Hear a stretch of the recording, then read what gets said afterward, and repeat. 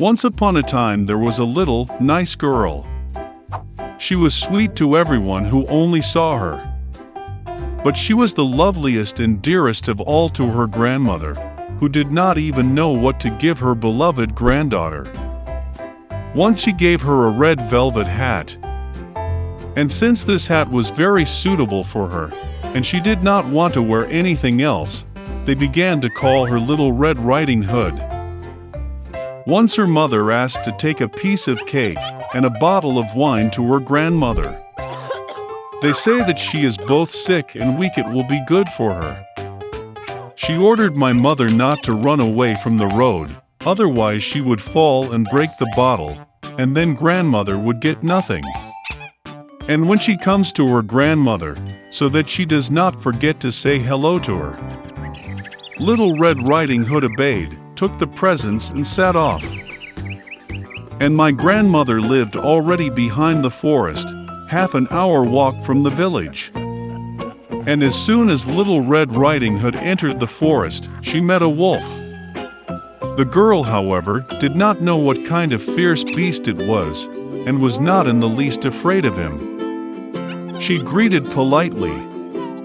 The wolf also behaved very decently, so Little Red Riding Hood told the wolf that she was bringing gifts to her beloved grandmother. And while she was telling how to get to her grandmother's house, the wolf thought to himself how he could eat not only the old woman, but also a pretty girl. And then the wolf thought of showing Little Red Riding Hood a huge meadow with beautiful flowers.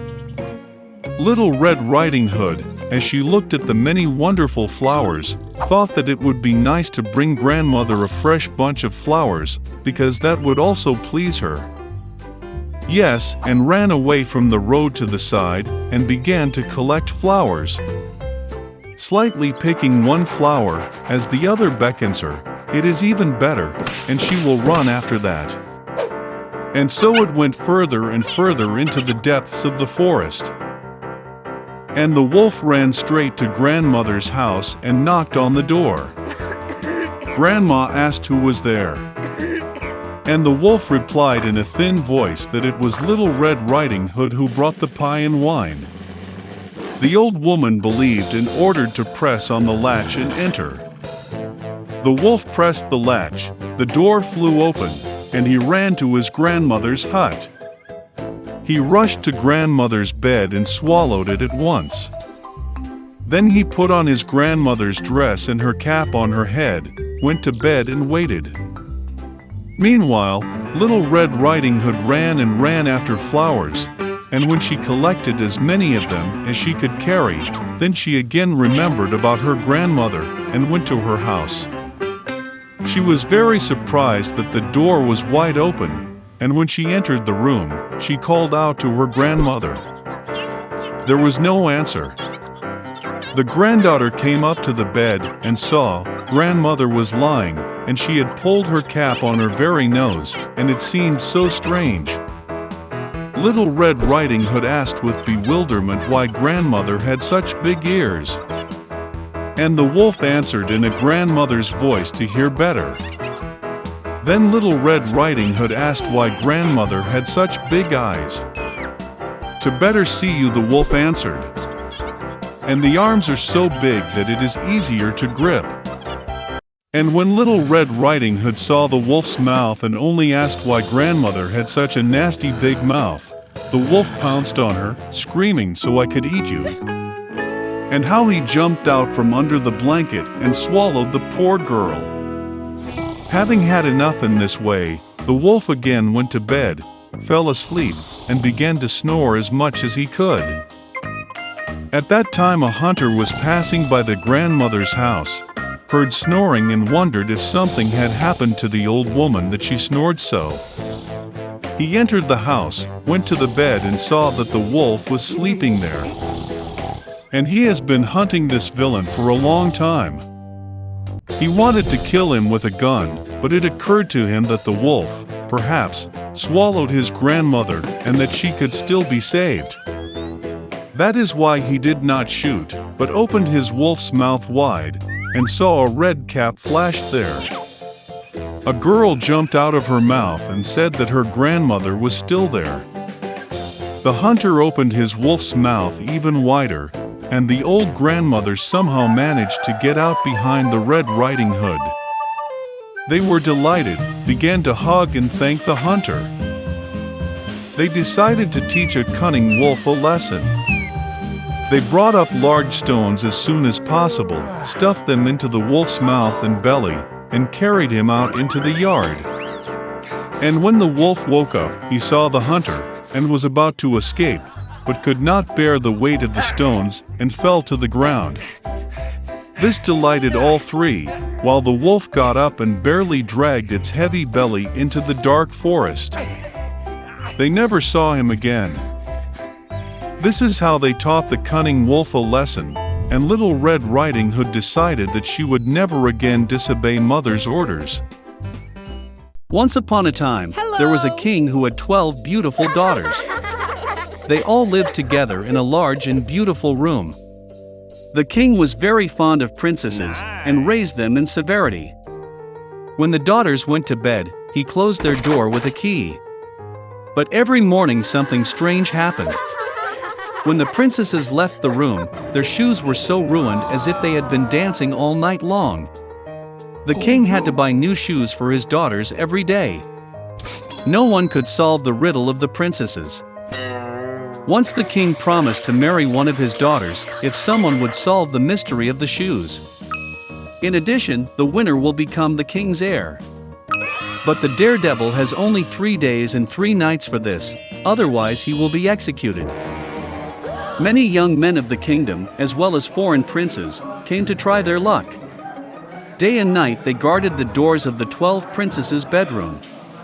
But none of them could solve this riddle. And so, another young man decided to try his luck. On the way to the palace, he met an old grandmother. Hello. She was very hungry and asked for a piece of bread. The young man gave the old woman all his food. Grandmother was very happy because no one had ever been so kind to her. As a token of gratitude, she presented the young man with a magic cloak that made the one who wears it invisible. Cool. In addition, the old woman ordered not to drink anything that the princesses would give. The young man thanked her and went to the castle. When the young man arrived, the king greeted him with joy and led him to the princess's room. The young man began to guard their door. Towards evening, the older sister offered him a glass of wine. The boy on the way was very hungry and thirsty. He forgot about the words of the old grandmother and drank from the glass without hesitation. Soon he felt sleepy and fell asleep. The young man slept all night, and when he woke up it was already morning. He realized that the princess had put sleeping pills in his glass. And then the young man remembered the words of the old woman. Towards evening, the youngest sister offered him a glass of wine. But this time he was careful. The young man took the glass and thanked the princess. When she left, he poured the wine into a vase nearby. When night fell, the young man put on his magic cloak and immediately became invisible. He quietly walked into the princess room and saw that all the princesses were wearing their best ball gowns. Then they went to the wall and began to listen if the young man was sleeping. The young man played along with them and began to snore softly. When the girls were convinced that he was asleep, the older sister moved her bed. At the same place, a secret entrance opened, and the princesses began to descend into it. The young man followed them. When the steps ended, they found themselves in an amazing forest. The leaves on the trees were pure gold. The young man took one twig with him and continued to follow the princesses. After a long journey, they stopped by the lake. There the girls were already waiting for 12 handsome princes in their boats. When the princesses boarded their boats, the invisible youth also jumped into one of them. The princes transported them across the river, and they ended up at a huge, beautiful castle. Beautiful music sounded from it. Entering the castle, the princesses began to dance. They danced relentlessly all night long. Of course, this made their shoes unusable. In the morning, the princesses sailed on boats back to the side of the house. They walked through the woods again, and up the long stairs to their room. The young man was happy that he had solved the riddle of the shoes of the 12 princesses. Soon the king appeared to the young man. The young man told him everything he saw. No. The king at first did not believe him, but he showed a golden twig from a magic tree. The king realized that the young man was telling the truth and kept his promise. He allowed the young man to marry any of the 12 princesses. The young man chose the youngest sister because they fell in love at first sight. After some time, the young man and the young princess got married. And they lived happily ever after.